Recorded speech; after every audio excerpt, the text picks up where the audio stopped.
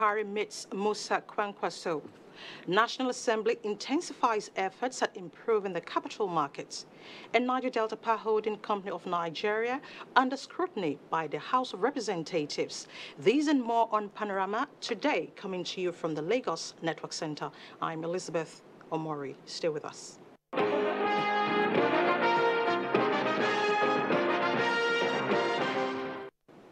In furtherance of his strategic engagement and wide consultations with critical stakeholders of the governing APC ahead of the 2019 elections, President Muhammadu Buhari Monday evening held talks with the former Kano State Governor, Rabiu Musa Kwankwaso.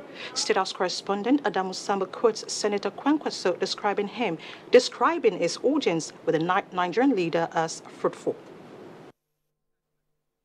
Accompanied by Governor Badaru Abubakar of Jigawa State, Senator Rabiu Musa Kwankwaso is visiting the State House amid speculations on his possible defection from the governing party. Senator Kwankwaso met President Muhammadu Buhari alongside the national chairman of the APC, Adams Oshomole, behind closed doors for over 1 hour. Speaking to NTA News after the meeting, also attended by the governors of Zamfara, Kebbi, Borno and Ogun states, Senator Kwankwaso described it as fruitful. We thank God that my friends, my former colleagues, governors, of course, came to me and we had some discussions with them. And now we had an opportunity to see President. And we had some useful discussions. That's all. So you are remaining in the APC? No, let's wait and see. A lot has to be done, really, to decide on what to do. Like what? No, keep on talking. You have to. Politics is a game of, discussion, agreement, disagreement, all sorts of things, and we're still on it. For the national chairman of the APC, Adams Oshomole, Senator Rabiu Musa Kwankwaso remains a critical stakeholder of the governing APC. I think the issues he had are basically between him and his brother.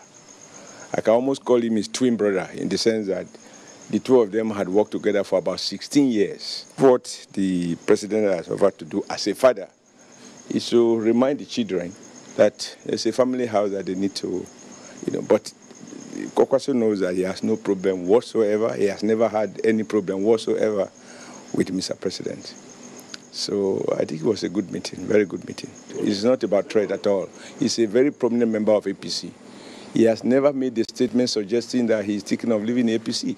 He helped him found the APC. He was a governor when he found the APC. He didn't come to APC because he was unemployed.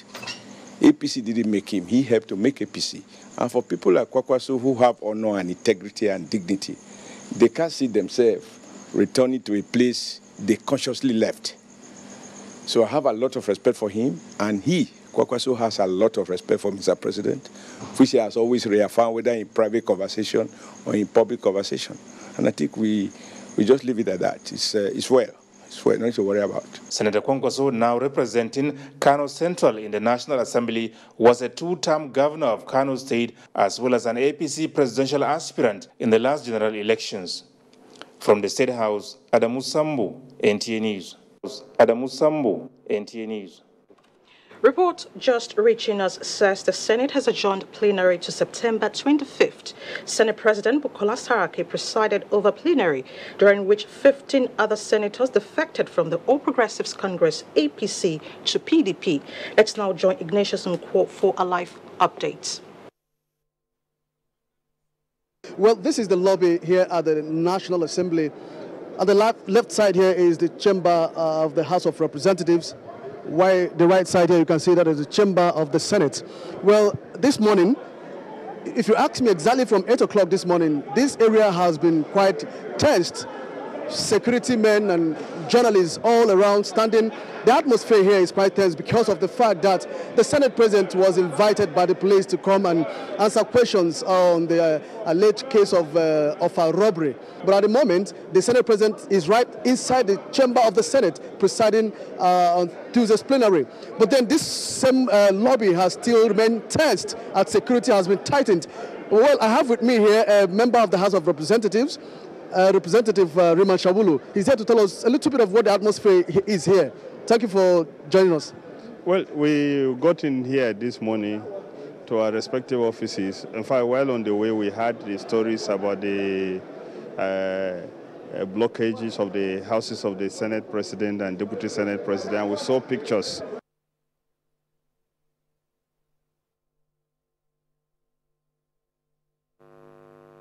The People's Democratic Party, PDP Lagos State, says in spite of last weekend's violence during the state party chairman's visitation meeting to Igbo-Soko village in Echosa local government area of the state, the party remains a peaceful and law-abiding organization.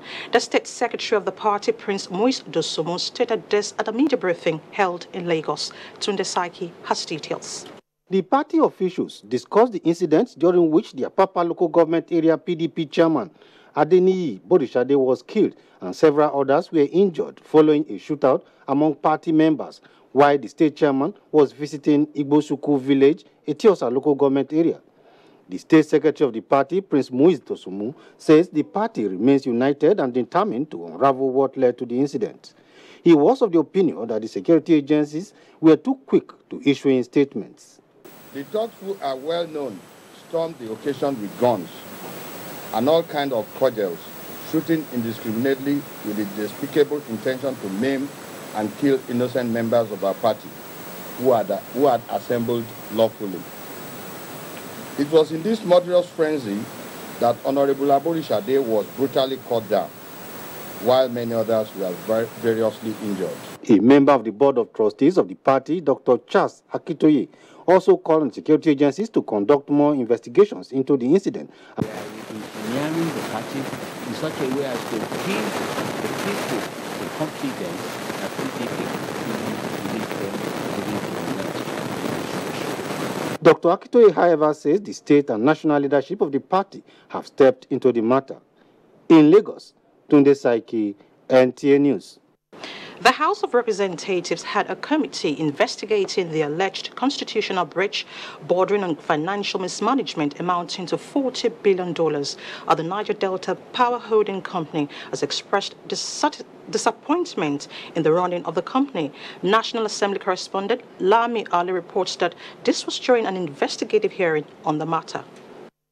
According to the chairman of the investigative ad hoc committee, the company has over the years not submitted its annual budget for appropriation, which among other allegations was why the management was summoned by the House. The committee expressed displeasure as the management of the Niger Delta Power Holding Company, led by the managing director Chiedu Ugbo, could not provide detailed information on annual returns and expenditure, in addition to the fact that the current management structure goes against guidelines of its incorporation. We're investigating the impunity associated with Niger Delta and all those infractions. Like I said the last time, we are not investigating things that will be. We're investigating from inception things that have been. We have not seen representation on the board by local governments. Why is that so? Because it started long before we came in.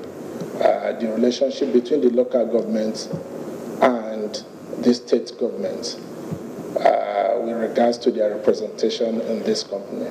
There is no doubt that being money taken from the federation account, it's also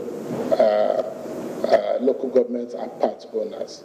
The committee resolved to invite the Auditor General for a brief on the audit status of the company from 2005 to date. From the National Assembly, Lami Ali, NTA News.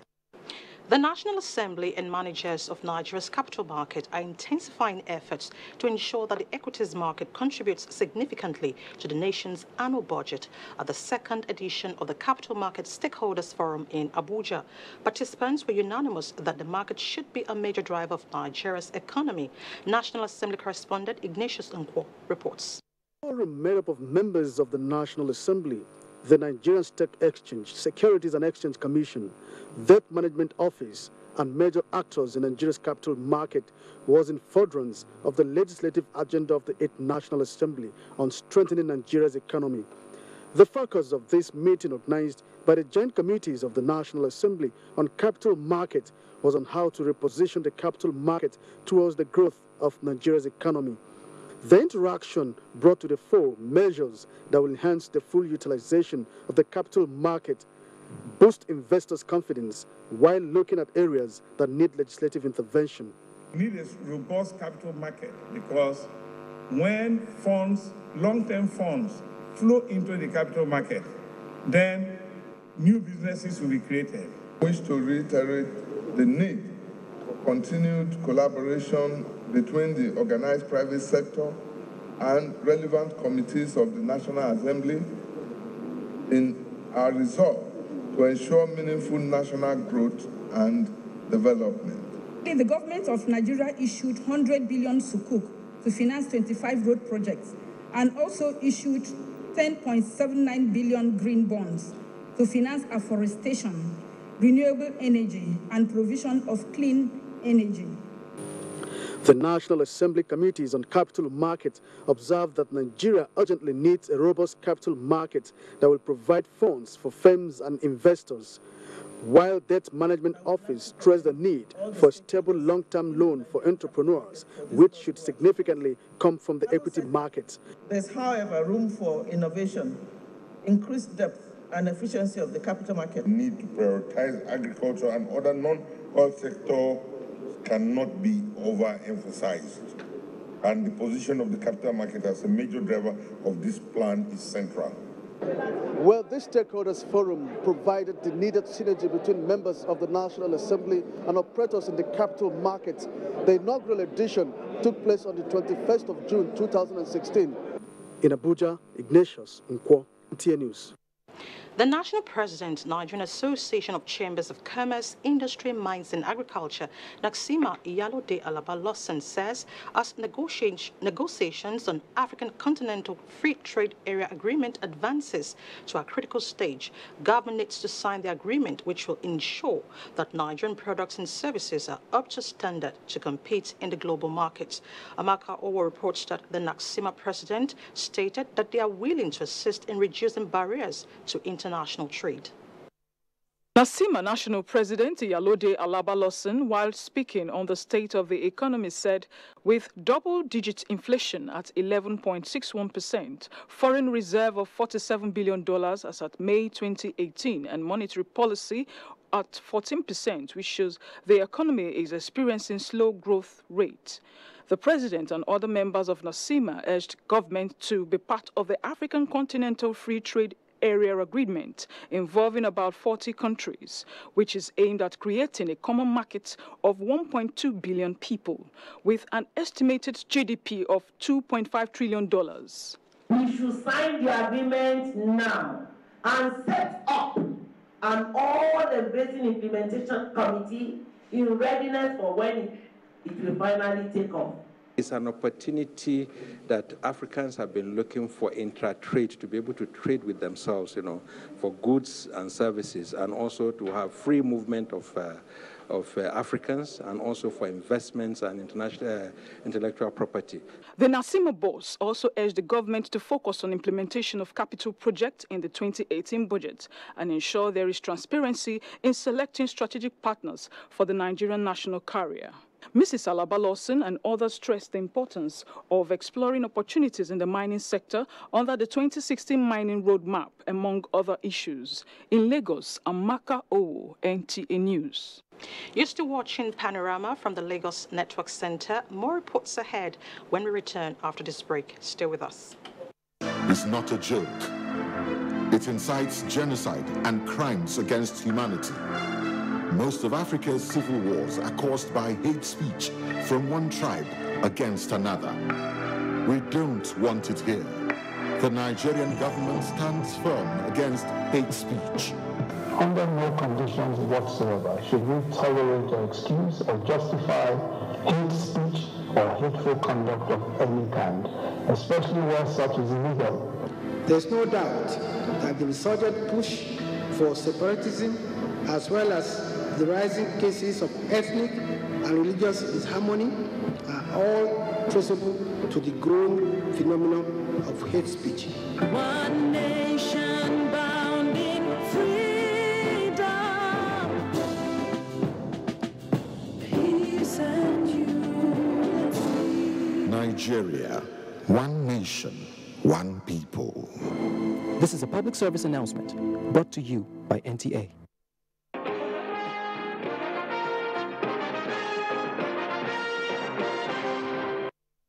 Welcome back, and thanks for staying with us. Mixed reactions have continued to trail the bill to repeal the Nigeria Press Council Act of 1992 to enact the Nigerian Press Council Bill of 2018. This was at the public hearing by the Senate Committee on Information and National Orientation. National Assembly correspondent Kenneth Nanim reports. The Press Council Act was established in 1992 to ensure the maintenance of high professional standards for the Nigerian press. For the law to continue to meet the current realities in a democratic setting in line with international best practices, it became imperative that the law be repealed and reenacted. Some relevant organizations that supported this legislative proposal also pointed out some gray areas to be reviewed. The constitution of the council, the composition of the council, the appointment of the executive secretary. The 23 members, to my mind, is very large. It should be reduced. Other stakeholders under the umbrella of Nigerian Press Organization rejected the bill on the grounds that the council has a matter pending at Supreme Court, and some of the provisions do not reflect the wishes of its members. We believe this bill should not have been drafted in the first place, seeking to oust the Supreme Court from something very, very significant. I have called for all the judgments at the trial court and the appellate court. I've gone through them, all the issues raised there. I read them yesterday and today before coming here, and I satisfied myself that I can come here. In a message, Senate President Bukola Saraki explained the importance of the bill as one that will regulate fake news and hate speech in the country. This bill is an attempt to correct existing deficiencies, revolutionize the NPC, and promote high ethical and professional standards for Nigerian journalists. The Senate committee also expressed its resolve to ensure that the contributions by the public are considered in the reenactment process. From the National Assembly, Kenneth Nanim, NTA News. Mixed reactions have continued to trail the recent unveiling of a new national carrier logo, Nigeria Air, by the federal government. Amaka Owo, who sought the views of some Nigerians, now reports. The launch of a new national carrier by the federal government last Wednesday is a public-private partnership that will have flights fly 81 routes across countries of the world. Some Nigerians have applauded their initiative, stating that it's long overdue following the collapse of the Nigerian Airways in 2003. With the government owning 5% stake in the joint venture, respondents are also optimistic that it will stimulate competition and growth in the aviation sector. It's good to launch it, because we thank our President Buhari, because we need to develop this country. If it is true, it's a welcome idea. But you know, so many things that we have in this country that we had for many years have not been done. But if it's true that it's inaugurated and they really mean it, it's a welcome idea. Since it's a new development and at least it can carry somebody from one country to another, though it's a welcome one and it's a good one. It's a good development, and I appreciate the federal government for that. So may God continue to assist Buhari administration. Meanwhile, some Nigerians have expressed contrary views, stating that the initiative requires concerted efforts on the part of government and its partners. They should ensure that every control system is put in place.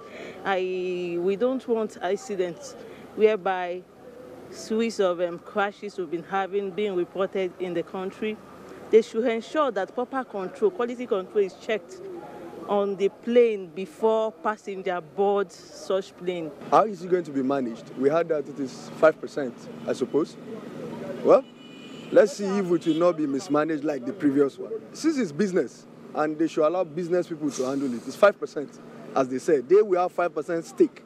So if that be the case, well, I know that if good investors come in, it will work. It's not a no-no, but let us see it as a private venture, ab initio.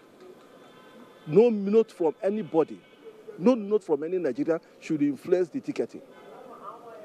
If you are flying first class, you pay the first class fare. If you are flying business class, you pay the business class fare, the full fare.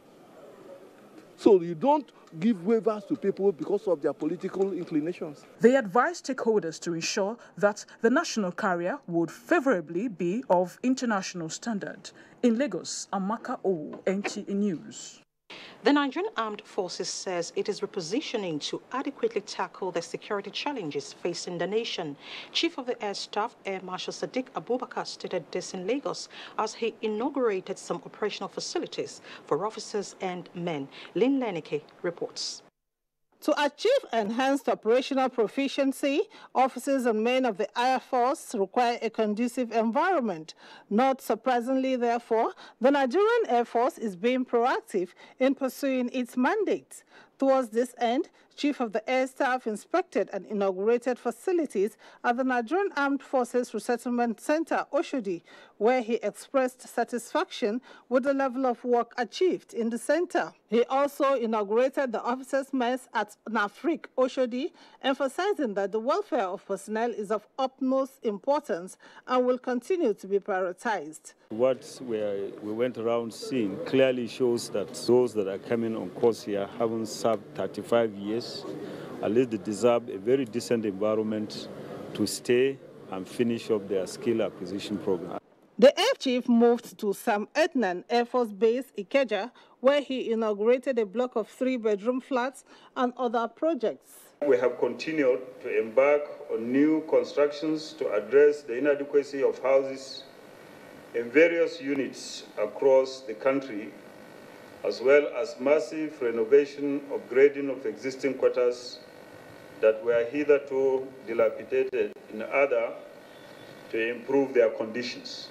The visit of the Air Chief was also to ascertain the level of work on various projects and boost the morale of personnel. In Lagos, Lynn Lenake, NTA News. In its quest to create awareness aimed at improving the life of the girl child in Nigeria, Onitsha Professional Ladies Circle, a non-profit-making organization, has organized an awareness walk in Lagos. Annie Daniels has details. A 3-hour walk took off from Admiralty Way, Lekki, all the way to Ikoyi, Banana Island and back to Lekki. It was to sensitize the public on the need to take seriously the well-being of the girl child, especially in the area of education. Basically, what we're trying to do today through this walkathon is to raise funds for a scholarship fund which we have established to educate indigent girls who, for one reason or the other, their parents cannot afford to send them to senior secondary school and tertiary institutions. OPLC is getting ready to step into that gap and make sure that these girls do not lose the opportunity to be empowered through education. Environment determines how the child grows up. If you grow up thinking, okay, my mom belongs in the kitchen, that's your mentality. So as we promote the girl-child education more and more, the girls get more exposed, and we're encouraging them. They can see what women can become. These concerned women under the aegis of Onitsha Professional Ladies Circle insist that disregard of the rights and privileges of the girl child is making women contribute less than is expected of them in the nation's political scene and other fields of endeavor. We're not rubbing shoulders with the men. We don't intend doing that. We're trying to train the girl child, make sure that the girl child has the best education. The boy child and the girl child should be given equal opportunity. Women activists say with programs like this one, as well as political will, women and the girl child will effectively contribute their quota to nation building, even beyond expectation. In Lagos, Annie Daniels, NTA News. And now to sports. Coach of Enyimba resigns as more stranded Nigerian